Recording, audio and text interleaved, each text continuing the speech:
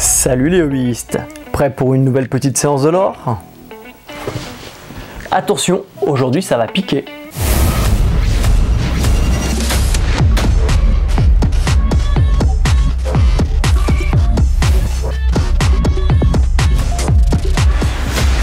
Bonjour les hobbyistes, je suis John de Game of War Studio et aujourd'hui je vous propose une petite immersion dans Raid sur la Ruche, donc la toute nouvelle boîte de Kill Team.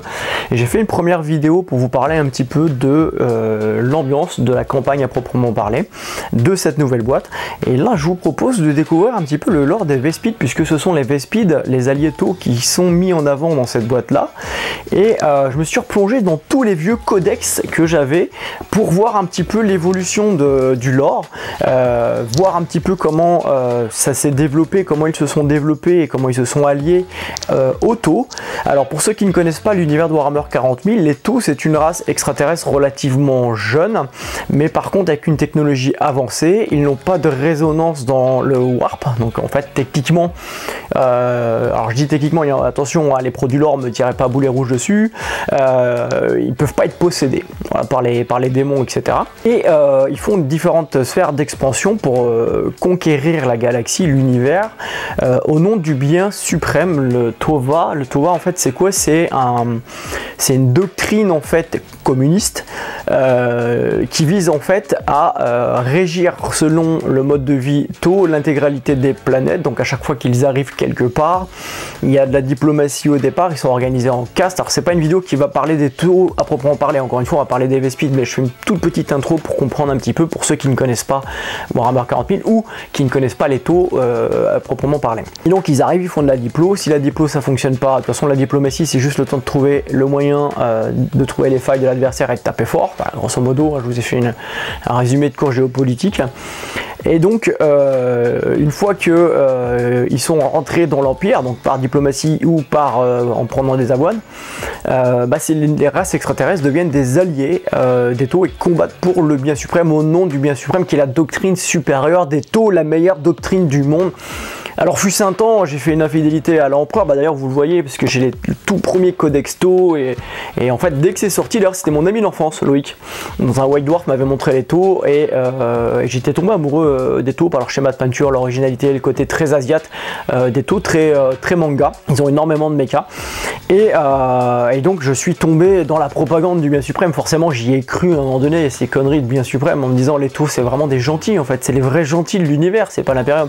Enfin, ça a duré qu'un temps, je peux vous le dire, parce qu'au fur et à mesure de lire les bouquins et surtout les derniers livres de campagne, on s'aperçoit très bien qu'il y a des petits trucs bizarres chez les Tau. D'ailleurs, comme tout truc qui met en avant, on est les meilleurs, on est les gentils, on est les plus beaux, souvent il faut gratter un petit peu le vernis et derrière on s'aperçoit de trucs pas très clairs. Donc voilà, donc grosso modo, aujourd'hui je vais vous parler des Vespides. Ce qui est drôle, c'est que à travers les bouquins, alors dans le premier bouquin, les Vespides n'apparaissent pas du tout. On n'en parle pas du tout. Il n'y a pas de notion la moindre notion, même la moindre approche dans l'histoire de ces frelons. Les Vespides, c'est quoi en fait? Ce sont des êtres ailés, des frelons, puisqu'on l'appelle les frelons Vespides, Vespides, Vespar, les guêpes, et qui vivent en communauté sur une planète gazeuse où il y a des rochers qui volent et dans ces rochers il y a des cristaux, ils exploitent les cristaux. C'est un peuple qui n'est plus en guerre depuis très longtemps. Au moment où les Tau les ont rencontrés, ils n'étaient plus en guerre.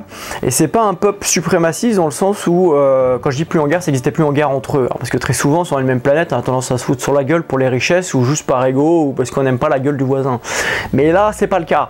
Ils étaient plus en guerre, ils étaient pacifistes entre eux. Alors, pacifistes entre eux, ouais, mais par contre ultra belliqueux vis-à-vis des autres. Ils sont un tout petit peu xénophobes, quoi. Mais c'est pas tellement lié au fait qu'ils aiment pas les autres qu'au fait qu'ils ne les comprenaient pas, parce qu'ils ont un système de langage de communication particulier avec des cliquetis, avec le bourdonnement des ailes, avec la rapidité des ailes, etc. Ça crée des fréquences de communication et du coup forcément les peuples autour ne communiquent pas de la même manière, ce qui fait qu'on peut avoir des petits problèmes de communication. D'ailleurs la plupart des guerres du couple jusqu'au pays, ça commence par des problèmes de communication, en dehors même du dogme, c'est des problèmes de compréhension. Et donc ils sont assez agressifs vis-à-vis des autres, et quand les Tau sont arrivés, justement il y a eu des petits problèmes, ils ont commencé un petit peu à se foutre sur la gueule, sauf que Il faut savoir que les Vespides ont, grâce aux cristaux, des armes extrêmement puissantes. Et ça intéressait les taux parce qu'ils se sont dit, wow, c'est un peuple agressif. C'est un peuple qui a des armes assez puissantes avec une technologie particulière. Il suffirait juste qu'on trouve un petit moyen comme ça pour communiquer correctement avec eux, pour pouvoir les mettre dans notre armée, et on aurait des bons potes au nom du bien suprême. Ok. Donc je vous disais, dans le tout premier codex Tau qui est apparu, alors je regarde juste la date parce que j'ai encore préparé mon truc comme une douille, 2001. 2001, bah oui, c'est juste avant que je m'engage. 2001, ce premier codex, on n'en parle pas. On parle des Tau, on parle de l'univers des Tau, on parle des Kroots. Les Kroots sont très présents à l'intérieur. C'est la première race qu'ils ont, que les Tau ont dominé, si je puis dire, dans leur expansion. Pour autant, les Kroots n'ont pas, parce que ce sont des cannibales, ils mangent les morts qu'ils ont tués, etc. et tout, ils mangent les morts. Et les Tau, malgré le fait que les Kroots soient des bons chasseurs, des bons guerriers, ils n'ont pas mis au même rang que les Vespides. Les Vespides, ils ont un rang particulier dans l'Empire Tau au niveau des alliés parce qu'ils sont respectés, à proprement parler, respectés et aimés. Combien même, et on le verra dans ce bouquin-là, à un moment donné, la Shashui, elle dit, bah, je préfère sacrifier des Vespides que sacrifier des Tau au nom du bien suprême. Là, on voit quand même qu'il y a aussi un petit côté un peu xéno, allez les tirailleurs, les colonies, on les envoie, ça vous rappelle un truc? Ouais. Bref. Et donc voilà, et donc on prend le deuxième codex Tau, donc celui-ci. Voilà, et donc celui-ci est sorti quelques années plus tard, je crois que vachement longtemps après. D'ailleurs, on a eu une mage. Les Tau à l'époque, ça souffrait quand même d'une mise à jour assez régulière, assez longue, pardon, et pas régulière contrairement aux autres. On n'était pas sous tous les 3 ans ou je sais pas combien. 2009, 2001, 2009, il y a 8 ans entre le premier codex Tau et celui-là. Alors je crois qu'il y avait une mage White Dwarf, mais je suis pas sûr. Confirmez les spécialistes, les vieux du hobby comme moi. Et donc là, dans ce codex, on va nous parler pour la première fois des Vespides, des sphères d'expansion. Il y a eu 3 sphères d'expansion Tau. Et donc bah, forcément, ils se sont hyper agrandis. Et on va vous parler des Vespides. Il y en a la toute première partie de l'or sur les Vespides, les frelons Vespides, les extraterrestres dans l'Empire Tau. Si on parle d'Empire quand même, Empire, Imperium, c'est l'Empire, attention. Et donc là, je vais vous lire un petit passage. Le monde des Vespides se trouve à moins de 3 années-lumière au sud galactique du set de Dayanoi. C'est les noms Vespides, les noms Tau. La planète Vespide est une géante gazeuse plongée dans les ténèbres, dont l'atmosphère est hostile à la vie. Alors déjà, ça présente le lieu. Sa stratosphère violacée est sans cesse agitée par des tempêtes, mais constitue une mince couche où, contre toute attente, la vie s'est développée.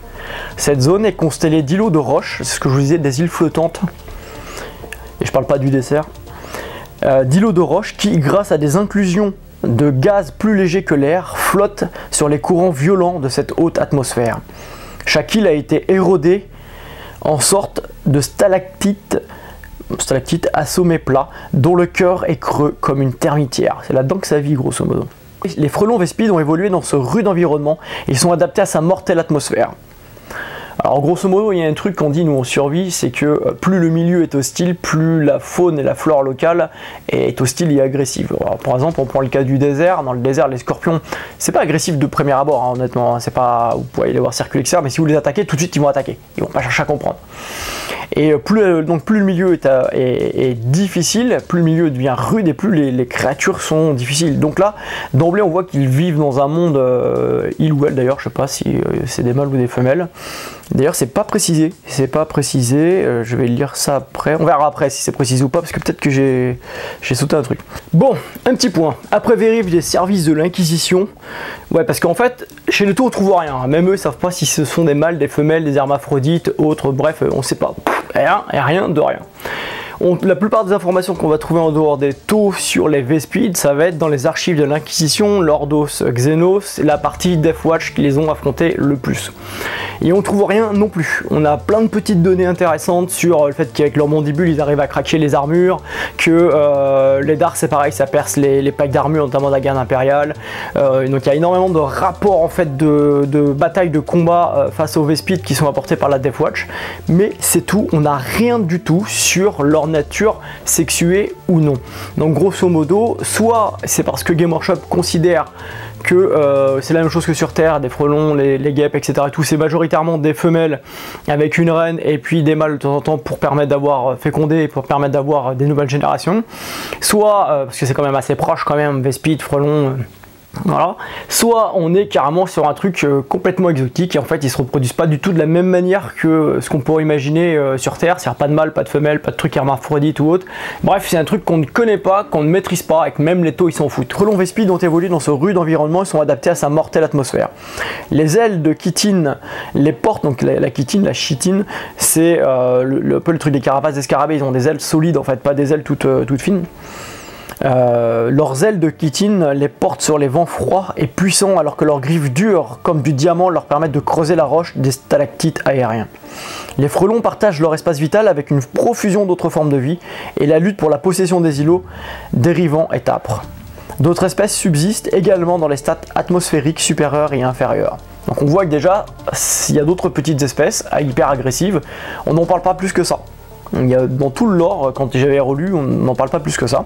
Avant que les taux n'établissent le contact avec les Vespides, leur race avait prospéré au point que plus de 300 des plus grosses stalactites étaient chacune dirigées par un gouvernement stable et que les guerres entre ces nations dérivantes étaient peu fréquentes. Bien qu'ils n'aient pas développé la technologie des voyages spatiaux, en fait ils s'en foutent. Ils sont tranquilles dans leur ruche, ils exploitent leurs trucs, ils font leur petite vie, ils n'ont pas besoin d'aller piller chez le voisin, voilà, au nom du bien suprême. Bref. Donc je disais, bien qu'il n'ait pas développé la technologie des voyages spatiaux, l'armement de ces extraterrestres était assez puissant pour que des conflits à grande échelle soient à éviter à tout prix. C'est un peu la dissuasion nucléaire. Ils ont tous ce qu'il faut pour se foutre correctement sur la tête et tout défoncer le peu d'espace vital qu'ils ont dans ce monde. Donc au final ils se disent, bon bah on va se la jouer cool. Les premiers contacts de la caste de l'eau, alors les taux sont organisés en castes. Caste de la terre, qui bricole, caste du feu, c'est les guerriers, caste de l'air, ceux qui volent, ils avaient des ailes avant, et maintenant ils gèrent tout ce qui est voyage spatial, les vaisseaux, etc., de combat, et la caste de l'eau, et la caste de l'eau, c'est les diplomates, mais c'est aussi des vendeurs quelque part, hein. Ils sont là pour vendre, acheter. Les premiers contacts de la caste de l'eau avec les Vespides furent difficiles en raison des problèmes de communication. Leur état d'esprit semblait trop différent de ceux des autres races précédemment rencontrées par les taux. Pourtant, sous la conduite des éthérés, Pourtant, sous la conduite des éthérés, la caste de la Terre construit une interface de communication qui facilita une certaine compréhension entre les deux peuples. Elle fut ensuite adaptée au home de communion porté par les Cabridanes. Les chefs de groupe, chefs de communauté chez eux s'appellent les Cabridanes. Et en fait, les taux, alors la caste des éthérés, c'est la 5e caste, c'est une caste énigmatique, c'est grâce à eux que la Terre, enfin que les taux ont arrêté la guerre entre les différentes castes. Elle est venue de nulle part, elle est arrivée comme ça, elle parle avec les esprits, les éthérés, hein. Et à chaque fois elle a des solutions à tous les problèmes, on lui dit quelque chose. Il y a de quoi réfléchir parce qu'on pourrait se poser la question d'où viennent tous les conseils qu'ils ont. Ça serait intéressant de savoir ça. Et donc la caste des éthérés a dit, pour communiquer avec cette espèce, il suffit de fabriquer un casque de communion. Alors déjà on peut se poser la question de casque de communion. Est-ce que c'est réellement un truc qui permet de traduire correctement ou est-ce que c'est un truc qui va apporter quelque chose, va mettre quelque chose dans la tête du Cabridane des chefs pour finalement rendre plus docile tous les autres? On n'a pas la question, on n'a pas la réponse à la question. Et personne ne se pose la question. Et il y a peut-être un truc, encore une fois, de manipulation chez les taux là. Bref, c'est un truc à réfléchir, hein. Donc, pourtant, sous la conduite des éthérés, la caste de la Terre construisit une interface de communication qui facilita une certaine compréhension entre les deux peuples. Alors, certaine compréhension, pourquoi? Quand j'ai lu le lore là-dedans, vous voyez qu'en fait il fonctionne par des mots et des concepts, mais pas des phrases. Par exemple, il va dire content, il a envie de bouger, devoir bouger, et après il va dire combat, nécessité. Voilà, et ça va être des mots comme ça, des concepts, des images qui vont arriver dans la communication, et les taux reçoivent ces communications grâce au casque de communion et renvoient eux des ordres pour partager, pour diffuser la bonne parole et les nécessités de combat à travers ce casque aux Vespides pour que les Vespides puissent agir en adéquation avec les taux. Et jusqu'à là, en fait, on parle de communion, de casse de communion, etc. Mais on ne savait pas tellement comment ça fonctionnait jusqu'à l'arrivée de la raid sur la ruche, où on a appris en fait que les Vespides sont en combat sur les zones de combat, sur les zones de guerre. Il y en a un, donc un Cabridan à un casque de communion, et à l'intérieur en fait d'un Orca qui sert d'appareil de guerre de liaison et de guerre électronique en fait. Il y a un Orca, c'est un gros vaisseau qui permet de transporter les troupes, mais en même temps qui sert de poste de relais, de commandement. On a un Shashui à l'intérieur qui communique avec les différentes unités, les différentes kill teams envoyées sur la planète en combat et donne des ordres en temps réel, et ça permet de rediriger en temps réel tactiquement les Vespid. Fait unique qu'à l'époque, les Vespid rejoignirent de bonne grâce l'Empire Tau et ils s'inclinèrent sans réserve devant la prééminence des éthérés.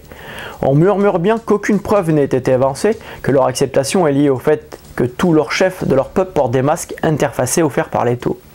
Voilà, c'est ce que je dis. Voilà, le truc, c'est est-ce que c'est pas le casque de communion qui a fait qu'ils se sont rendus, entre guillemets, sans violence et qu'on va accepter? Parce que, concrètement, quand on regarde un petit peu le truc, ils n'ont jamais eu le besoin de développer le voyage spatial. Ok. Ils sont en paix sur leur planète. Ok. Ils vivent tranquillement, font leur truc, ils ont des armes hyper puissantes. Qui auraient pu clairement, s'ils rentraient en guerre contre les Tau, renverser la balance en faveur des Vespid. Ils sont beaucoup plus agressifs, beaucoup plus costauds avec leur exosquelette, etc. et tout. Bref, ça n'aura pas été une partie de plaisir pour les Tau. Sur un plan diplomatique, qu'est-ce que les Tau avaient à offrir aux Vespid? Mais justement, c'est ce qu'on va découvrir dans l'histoire. Grosso modo, on apprend que les Tau vont permettre aux Vespid d'extraire plus de cristaux et de rendre leurs armes encore plus puissantes. Et là, du coup, en fait, en aidant les Vespid à devenir encore plus forts, les Vespid y ont trouvé un intérêt, clairement. Mais à part ça, on se demande bien pourquoi ils sont allés combattre. Et pourquoi ils sont allés combattre au nom du bien suprême? Parce qu'en fait, ils en ont rien à faire au final. Alors là, on voit la suite dans les suites de l'histoire. Les frelons se sont avérés très utiles pour la caste du feu en raison de leur vitesse, de leur agilité et de leur puissance au niveau de leurs armes. Ils sont souvent intégrés dans des groupes de chasse configurés pour des actions rapides au sein desquels ils agissent comme des éclaireurs aux côtés des équipes de cibleurs. À l'époque, on avait des figurines toutes moches. Les figurines de maintenant sont vachement plus jolies. Et puis ça a donné maintenant les kill teams en fait, quand on parle de groupes de chasse. La caste du feu, qui est la caste des guerriers, aime les Vespid parce qu'ils ont cette notion de chasse. D'ailleurs, on le voit dans Hive sur la ruche, le Cabridan qui communique avec le Shashui, il parle de chasse, systématiquement nécessité de retourner en chasse, de retourner combattre, etc. Alors, il y a le commandeur Purtide, qui est un grand chef parmi les Tau, qui dit « La puissance de votre force peut être estimée en multipliant sa masse par sa vitesse. » Bon, c'est égal MC2. Hein. Efforcez-vous de toujours les maximiser tous les deux et la victoire sera vôtre. Bon. C'est un petit truc en rapport avec les Vespid. Codex suivant, donc on va passer à Empire Tau. Donc au départ c'était Codex Tau, ensuite là Empire Tau, toujours Empire Tau ici. Et donc celui-ci a été fait en... Alors on a changé carrément de charte graphique. 2012, donc celui-ci c'est 2012, il est sorti en 2012 ce codex là. Donc 3 ans après on arrivait dans la période où les codex sortaient plus ou moins tous les 3 ans. Et donc on a là une grosse évolution du lore à ce moment-là, des nouvelles unités arrivent, donc des nouvelles exo-armures, les Tau en fait rentrent de plein fouet en combat avec l'Imperium et commencent aussi à combattre le chaos. Clairement, il faut rivaliser avec les puissances rencontrées. Ils assimilent pas mal d'autres peuples, alors on parle d'autres peuples assimilés, mais il n'y a pas de nouvelles unités ajoutées dans le codex, donc on a toujours les Vespid qui sont toujours très moches parce qu'elles n'ont pas été refaites, hein. Elles ont été refaites en 2024, hein, d'accord, 2009-2024, c'était une des unités qui était hyper classe au niveau de la datasheet, par contre qui était franchement à chier en termes de figurines, trop statique pour des créatures qui volent. Et donc là, j'arrive donc au lore, il y a une page de lore complète. Alors il n'y a pas grand chose de nouveau d'apporter, je vais vous lire un petit peu. Le vrombrissement strident des ailes d'un Vespid est un son qu'il est impossible d'oublier, même si peu de victimes survivent pour décrire une telle expérience.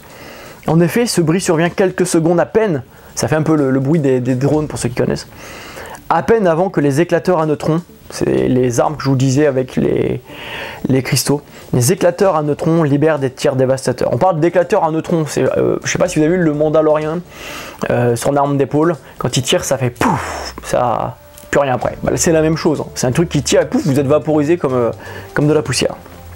Les Vespid sont une espèce insectoïde qui a rejoint l'Empire Tau. Leurs unités mobiles, les fameux frelons Vespid, servent en tant qu'auxiliaires auprès de la caste de feu.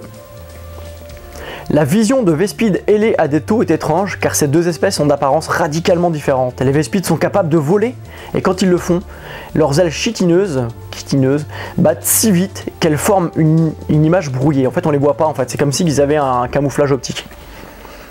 Jadis, les taux de la caste de l'air étaient eux aussi dotés d'ailes, mais désormais ils ne peuvent voler que grâce à des aéronefs.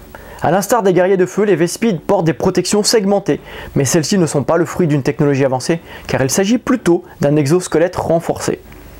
Là où les guerriers de feu utilisent des moyens de communication sophistiqués, les Vespides utilisent des moyens naturels, sous forme d'antennes capables de collecter des informations précises sur leur environnement immédiat. En dépit de ces différences, les deux espèces obéissent scrupuleusement à leur chef et à leurs moindres demandes.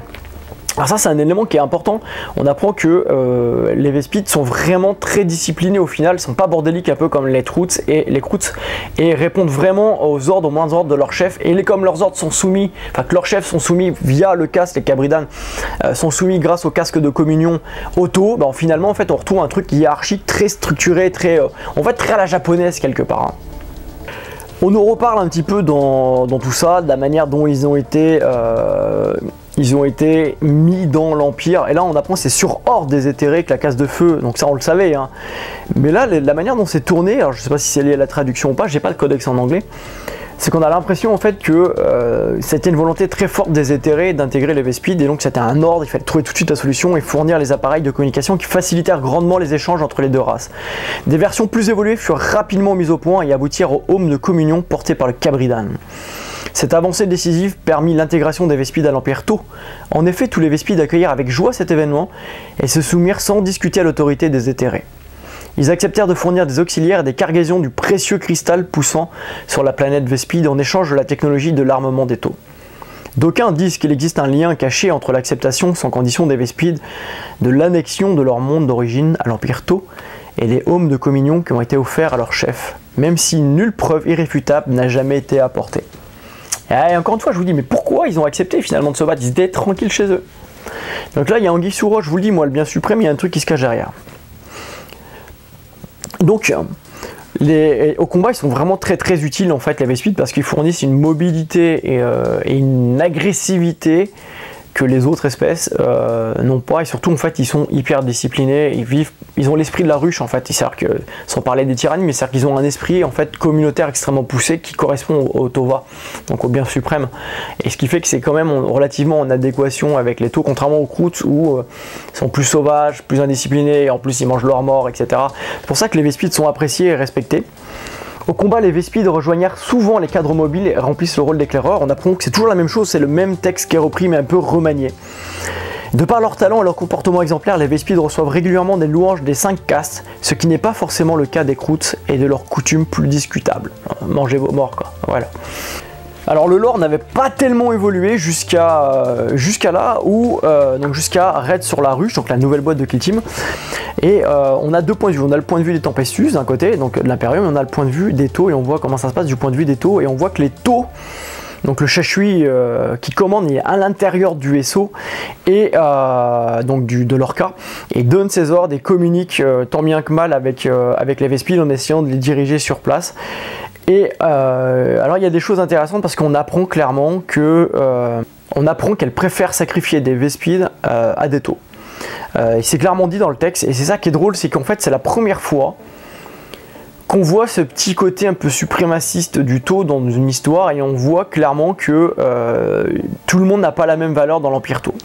D'ailleurs il y a un passage qui dit ça, hein, à un moment donné, donc elle est en train de discuter avec son Vespide, avec son Cabridan, et le Cabridan dit grande alarme, taxon décroissant, chasse nécessaire. Grosso modo, taxon décroissant, c'est son groupe de combat qui est en train de prendre une branlée et ils deviennent de moins en moins nombreux. Le ton égal du casque de communion contrastant violemment avec le carnage qui se déroule sous les yeux du Gamo. Donc Gamo, c'est le Shashui qui commande dans le vaisseau les Kill Team de Vespide. L'entraînement d'un Shashui élimine toute panique. Le bien suprême ne s'atteindra pas à son sacrifice et elle fera en sorte que ceci ne soit pas vain.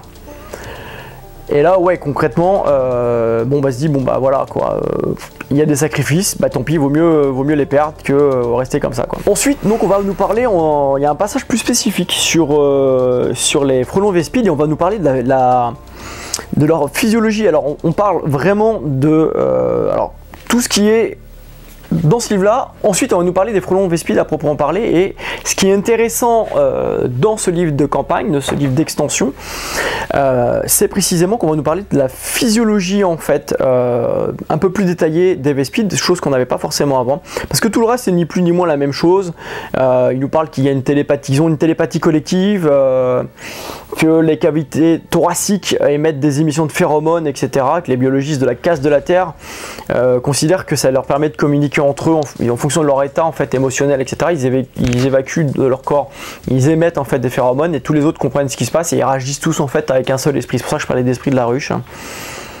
Et donc la physiologie des Vespides les rend extrêmement robustes. Ils jouissent d'une force physique considérable et peuvent se nourrir de quasiment n'importe quelle matière organique. Leur psychologie est si étrangère de ce qui pourrait effrayer les troupes conventionnelles, n'a aucun effet apparent sur les Vespides. Ils ont peur de rien en fait. Même un truc, il y a un démon, n'importe quel type de créature, un truc, des dégâts éclatés de partout et tout, ça leur fait pas peur. Ils s'en foutent, ils n'ont pas conscience en fait de ça en réalité. Les Kill Team Vespides se sont taillés une redoutable réputation sur nombre de zones de guerre de l'Empire, en menant à bien des assassinats, des raids et des sabotages et des attaques terroristes au nom du Tova, donc du bien suprême. Et voilà, donc ça c'est intéressant. Ce qu'apporte ce livre-là, c'est qu'il va parler de la télépathie, des notions de télépathie, des phéromones, etc.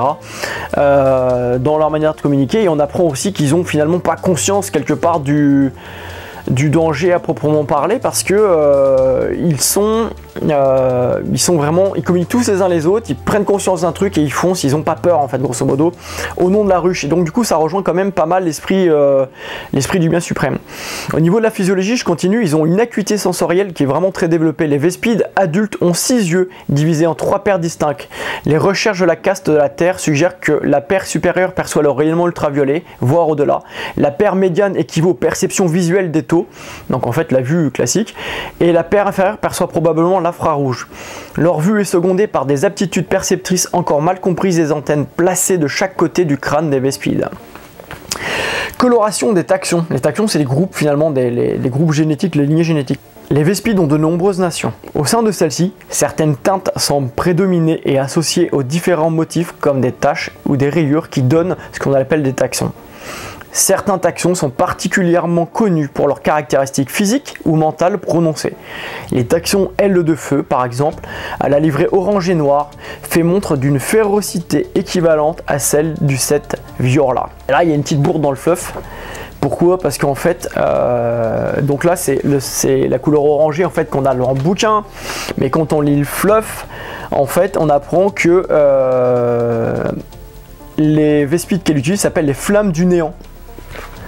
Et on apprend que ceux qui sont oranges, qui sont utilisés dedans, sont des ailes de feu. Bref, une petite bourde. Ensuite, les armes naturelles. Les mandibules et les serres des Vespides sont des armes naturellement mortelles. Mais c'est leur dard. Et c'est leur dard qui est particulièrement redouté. Certains protagonistes humains ont déployé des efforts considérables pour convaincre les soldats impériaux que ces armes sont vestigiales et purement décoratives. En fait, grosso modo, quand les Vespides ont commencé à attaquer la garde impériale, ils avaient peur en fait des dards en fait, d'être piqués, etc. Forcément, les humains ont en mémoire les frelons, etc. qui avaient sur leur planète aussi. Et donc, ben, c'était pas été le cas en fait. Ça transperçait les carapaces des armures des guerriers impériaux. Si c'est le cas pour une poignée de taxons, donc très peu, les Vespides qui combattent pour la caste de feu font mentir ces affirmations. Bien que certains Vespides répugnent à faire usage de leur dard comme arme offensive, ces pointes aussi longues qu'une baïonnette ont causé la perte de plus d'un adversaire imprudent. Je pense que ça ne va pas faire de bien de se faire culbuter par un dard comme ça. Donc grosso modo, on apprend un petit peu plus là-dedans au niveau de leur physiologie. Là, la nouveauté, c'est les yeux avec les différents spectres en fait, de perception, de capture d'images. On apprend que les mandibules, bon ça, sont acérées, que les griffes sont acérées, et que le dard, quand il traverse une armure sans problème. Donc en fait, en plus d'avoir des armes améliorées par les taux et grâce à leurs cristaux, ils ont aussi des armes naturelles qui en font des guerriers extrêmement puissants que les taux n'ont pas au final. Ils n'ont pas ce type de, ils n'ont pas la puissance physique et puis ils n'ont pas des armes naturelles comme ça qui leur permettent d'être très très agressifs au corps à corps. Voilà lobbyiste, je vous ai lu donc un petit condensé pour vous dresser un petit portrait des Vespids dans le lore de Warhammer 40 000. Alors pourquoi ce lore? En fait il est intéressant, mais à part le fait d'apporter quelques petits trucs physiologiques, et puis on voit comment il fonctionne en corrélation avec les chachouis dans les orcas, on n'a vraiment pas grand chose de nouveau en fait. Par contre, ce qui est intéressant, c'est la lecture entre les lignes, c'est que depuis le début de la V10, on a les Kroots qui ont été remis à l'honneur, on a les Vespids remis à l'honneur, on prend une direction très auxiliaire pour le monde des taux, donc je pense que il y a des petits trucs dans le futur codex taux qui arriveront en V10 qui pourraient être intéressants et très tournés auxiliaires, peut-être même le retour des humains qui sont auxiliaires, oui, parce qu'il y a eu des traîtres dans l'Imperium, qu'on rejoint le bien suprême, qu'on suit cette propagande comme quoi ce sont les meilleurs et les plus gentils. Donc voilà, donc ce lore il est intéressant parce qu'il met en avant les auxiliaires, il met en avant ces espèces extraterrestres extra-taux de l'Imperium Tau, et je pense qu'on a quelques petites surprises, des petits trucs à arriver qui pourront être sympas. Et voilà, j'ai hâte de voir un petit peu ce que nous réserve l'avenir pour Warhammer 40 000 et Kill Team notamment, concernant ces alliés Tau.